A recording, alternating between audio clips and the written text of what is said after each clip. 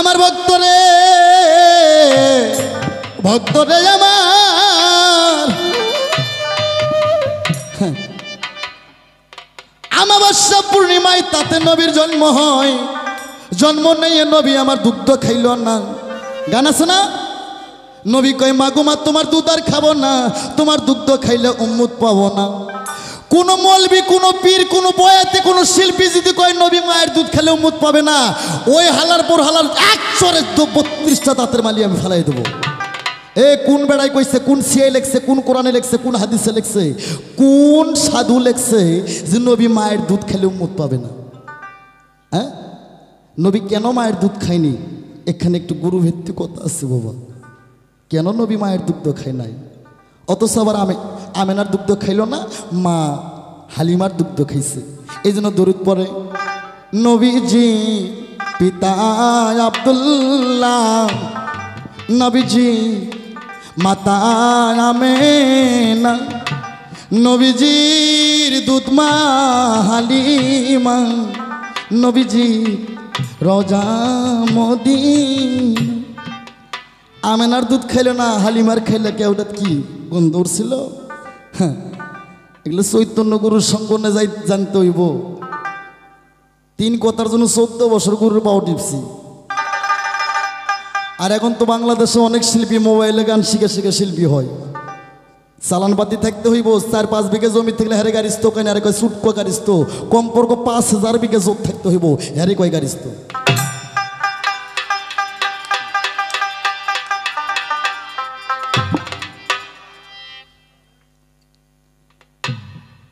আমার ভাইরা রে, আনোয়ার সরকার খালি পালাগানি করে না, ওয়াজও করে।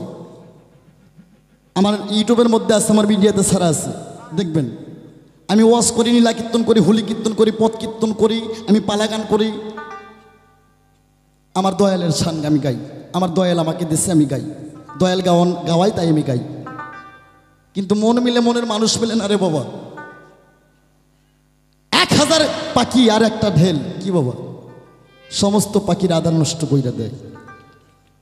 কিন্তু জীবনে একটা দুঃখ থাকলো আমার এই জায়গায়, আমার গানের জীবনে, আমার ওস্তাদের জীবনেও এরকম আমার কোনো দিন হয় নাই।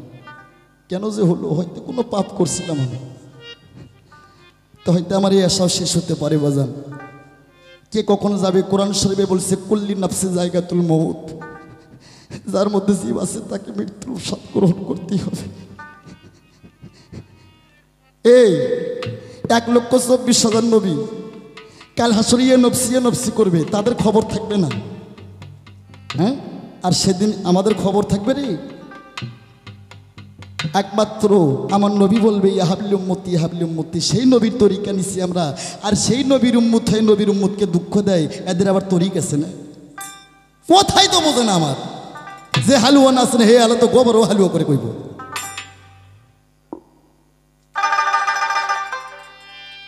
আজ এই সাধুর বাগান কিসের জন্য? আমার নবীকে পাওয়ার জন্য না?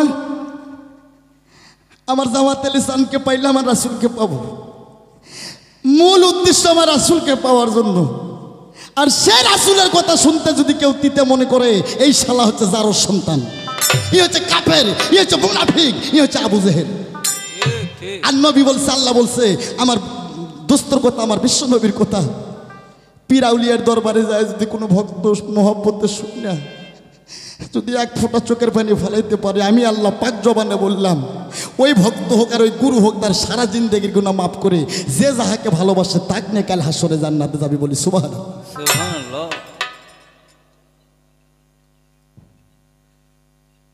আর সেই নবীর কথা কইলে চুলকায়।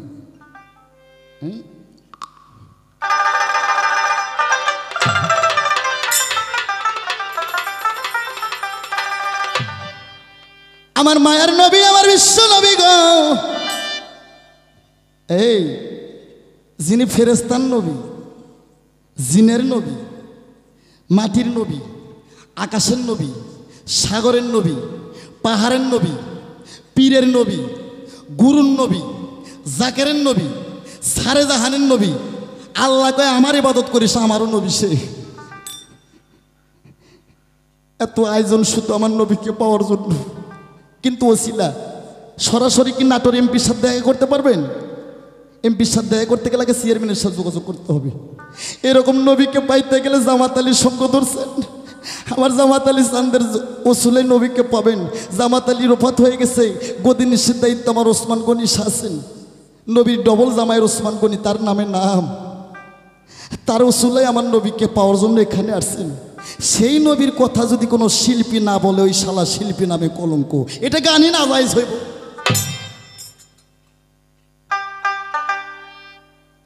আমার মায়ের নবী গো, এই বেলায়তে তরিকা করতে যায় নবী আমার এত কষ্ট করে গো। আমার বাইরা মন দিয়ে শুনবেন, নবী মায়ের গর্ভে থাকতে পিতা আব্দুল্লাহ গেল রে মরিয়া। 6 বছর বয়সে নবীর মা আমেনা মইরা যায়। বাবা 6 বছর বয়সে নবীর মা আমেনা মইরা গেছে। মায়ের গর্ভে থাকতে নবীর পিতা আব্দুল্লাহ মইরা গেছে। নবীর বাবাও নাই, মাও নাই।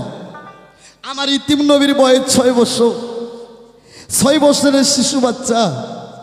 কিন্তু আমার নবী গো এই কালেমার দাওয়াত দিতে যায়, এত নির্যাতন, এত কষ্ট, এত মার খায়। নবীর বাবাও নাই, মাও নাই। নবী আমার মার খায় রক্ত মাখা শরীর নিয়ে। 6 বছরের শিশু বাচ্চা আমার নবী, 6 বছরের সন্তান আমার নবী 3 দিনের অনাহারে রাস্তার মধ্যে কাঁদে। ইয়া হাবলি উম্মত কয়া, মাহবুদ গো আমি যদি মইরা যাই কোনো দুঃখ নাই, কিন্তু আমার সমস্ত উম্মতকে আমার সঙ্গে দিই।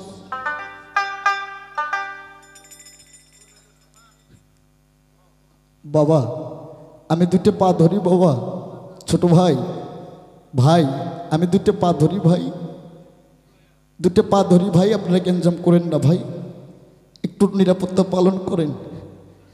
তাই নবীর চাচা আপন, নবীর আপন চাচা আবু জেহেল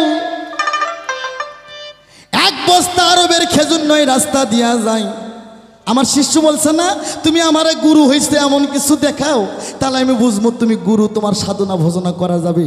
আমি সেই গুরুর পক্ষে গান গাই যে গুরুরও গুরু, আল্লাহর নবী, ফেরেশতাদের নবী, সারি জাহানের নবী। আবু জেহেল 1 বস্তা খেজুর নয় রাস্তা দিয়া যায়। আমার ইতিম নবী কয় চাচা গো আপনার বস্তার মধ্যে কি দেখা যায়?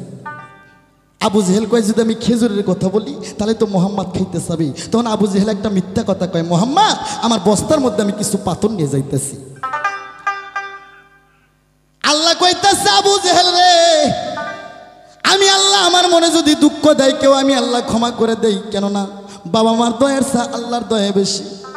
কিন্তু আমি যে নবীরে না বানাইলে পৃথিবী কোনোদিন বানাইতাম না, সেই নবীর মনে দুঃখ দিলে গো আমি আল্লাহ কিয়ামত পরমানায় মানুষকে ক্ষমা করি না। ওরে আল্লাহর হুকুমে আবু জেহেলের 1 বস্তা খেজুর পাথর হয়ে যায়। আবু জেহেল বাড়িতে যা বস্তার মুখ খুলে দেখে বস্তায় খেজুর নাই। কয় মোহাম্মদ একটা জাদুঘর, ওরে জাদুবিদ্যা কইরা আমার খেজুরগুলো পাথর বানাইছে। আমার রাসূল তার কাছে 24,000 জালালি ফায়াজ ছিল, পীরে ঘরের কাছেও জালালি ফায়াজ আছে। জালালি ফায়াজে খেজুরগুলো পাত্র হয়ে গেছে। আবু জেহেল রে 7.5 ওজনের হীরার ধারের চাবুক নিয়ে এসে রাস্তায় ডাকে, চাবুকটা নুকে থুয়ে ডাকে, মোহাম্মদ আইসো, আইসো গো তুমি কি খেজুর খাইবা? ওরে আমার ইতিম নবী 6 বছরের শিশু সন্তান, নবীর বাবা নাই, নবীর মা নাই গো। নবী আমার সিরে একখানা জামা গায়ে দিয়ে যায়। হ্যাঁ এখন আমরা গুরুরা কত দামি দামি পোশাক, মৌলবীগেরা কত দামি দামি কোট মোবাইলে, একটাও শরীয়তের পোশাক না, মারফতের পোশাকও না। রাসূল ছিলেন দুরজাহানের বাদশা, বাদশা কি পেয়েও বাদশা কি করে নাই। 14 দিন 15 দিন না খেয়েছিল, সিরে জামা পড়েছিল শুধুমাত্র উম্মতের কারণে। আমার নবী গো 6 বছরের শিশু বাচ্চা 3 দিনের অনাহারে সিরে জামা গায়, পেটটা ডারার সাথে নাইকে গেছে। দৌড়ে যায় কয় চাচা গো আমার যে বাবা নাই মা নাই গো, আমার খেজুর খাওয়াবে গো।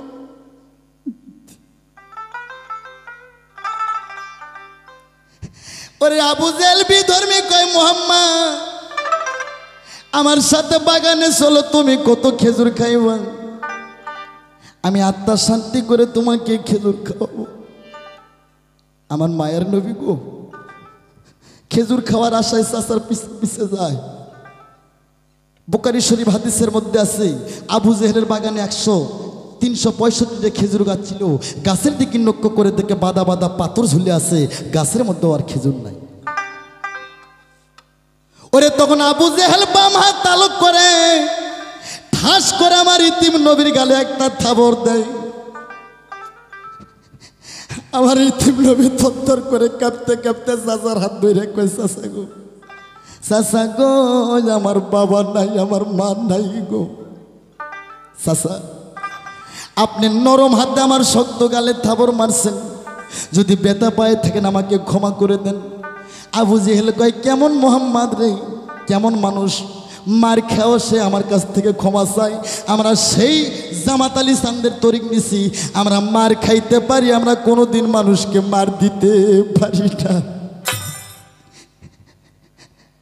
আমার ভাইয়ের নবী গো মার খায়া চাচার হাত ধইরা কয়, চাচা গো, আপনি যে হাতে আমাকে মার দিয়েছেন, আপনি কি কোনো ব্যথা পাইছেন? আবু জেহেল আর একটা থাপড় আলোক করে নবী কয়, চাচা গো, একটা থাপড় মারছে, খেজুরের রাটি 2 খণ্ড হয়ে গেছে, খেজুরের রাটি ফাইটে গেছে। চাচা, ও চাচা, একটা থাপড় মারছে, খেজুরের রাটি ফাটে গেছে, আর একটা থাপড় মারলে চাচা গো খেজুরের রাটি 2 খণ্ড হয়ে যাবে। এই মুসলমান সাধুগুরু ভক্ত, খেজুরের রাটির মাঝখানে ফাটা না বাবা, এর আগে ফাটা ছিল না। আবু জেহেল রে, আমার বিশ্বনবী রাহমাতুল্লাহ আলামিনের গালে থাবর মারার জন্য সারে জাহানের খেজুরের রাটি ফাইটে যায়, বলেন সুবহানাল্লাহ। আরে আবু জেহেল বিধর্মী কয়, এই মুহাম্মদ জাদুঘর, জাদু কইরা খেজুরের রাটি ফাটাইছে, আমার নবীর বুকে লাত্তি দিয়ে খেজুর বাগানে ফালাইয়া দেয়। ওই চাবুক দিয়ে জোরে জোরে আমার নবীর পৃষ্ঠে বাড়ি মারে। আমার শিশু বাচ্চা 6 বছরের ইতিম নবী বাগানে কাতল হয়ে পড়ে যায়। একে একে অনিষ্টে বাড়ি মারে আমার নবীর পৃষ্ঠে গো। মুরগি জবাই করে ছেড়ে দিলে যেমন দাপায়, আমার মায়ার নবী গো চাবুকের মার খায় তেমন দাপায়। নবী আর চলতে পারে না, নবী আমার বেহুশ হয়ে যাচ্ছে, ঠোঁট 2টা মিটি মিটি করে, আর নবী খালি একটা কথা কয়, আল্লাহ ওরে মাফ করো গো আল্লাহ,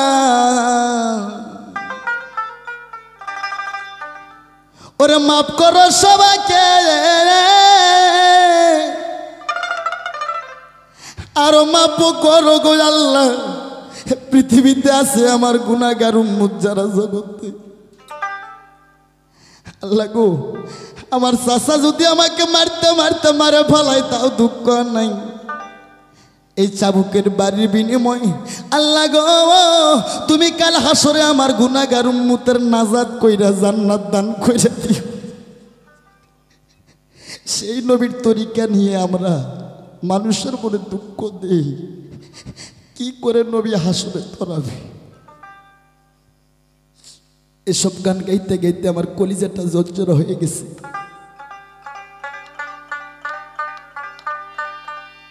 তাই রবি সরকার, আমি সেই গুরুর ভক্ত, সেই তরিকে আমরা নিছি, রাসূলের তরিক, নবীর তরিক। তাই নবীকে ভালোবাসতে হবে, নবী ছাড়া পারের কোনো গতি নাই। তাই আমার ইতিম নবী কান্দে, বাবা নাই মা নাই। নবী আমার 3 দিনের অনাহারে চাবুকের মার খেয়ে রক্তমাখা শরীর নিয়ে সারোপাকির বাচ্চার মতন হা করে আজকে নবীর উম্মত আছে, নবীর মুখে এক মুষ্টি খানা দিয়ে সান্ত্বনা দেবে। বাবা, সারা রাত অনেক গানে গাইলাম, অনেক কথাই বললাম, আজকে আমি একটা কথা বলবো। সারা জনম অলিয়া উলিয়াদের গুণাগানই গাইলাম, সবার দুঃখই শুনলাম, কিন্তু আমার দুঃখ আমি কোনোদিন কাউরে বলি নাই। আমার দুঃখ কারে কম? মানুষ তো মানুষেরটা নিয়ে ব্যস্ত। এই পৃথিবীর যদি কেউ নিজের দুঃখে কান্দে মানুষ না, অপরের দুঃখে যে কান্দে সে প্রকৃত মানুষ। তো বাজান, এখানে যে আমি গান গাচ্ছি, আমি তো আল্লাহর কসম খেয়ে বলছি, আমি ফিরে আসছি বাবা, শুধু খালি যাতায়াত গাড়ি ভাড়ার স্টাফ খরচ, শুধু এই জায়গায় কোনোদিন আমি আসি না বিধয় আপনাদের মুখটা এক নজর দর্শন করার জন্য আসছি। আচ্ছা, আমি অনেক দুঃখী রে বাজান। মুখ দেখে মনে করে আনোয়ার সরকার আছে কত সুখী, কেমনে বুঝাবো রে ভক্ত, আমার কত জ্বালা মুখী। কিন্তু আমার দুঃখ বলবার মতো কোনো বান্ধব আমার পৃথিবীতে নাই। বাজার রে, বুক ভরা ব্যথা লইয়া যখন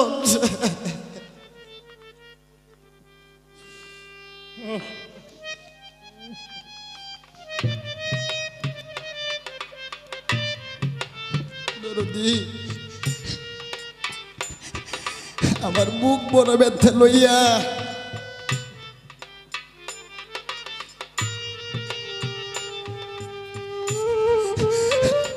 যখন আমার দরদির কাছে যাইতাম, আমার দরদি বলতো, আনোয়ার তোর কি হয়েছে রে?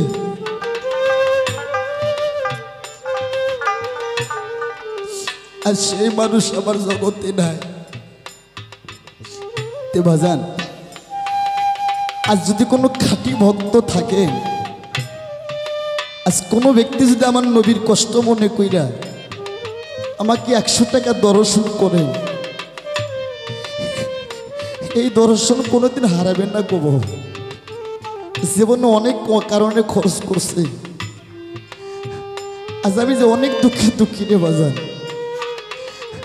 আজ কে হবে আমার বাবার মতো, কে হবে মায়ের মতো?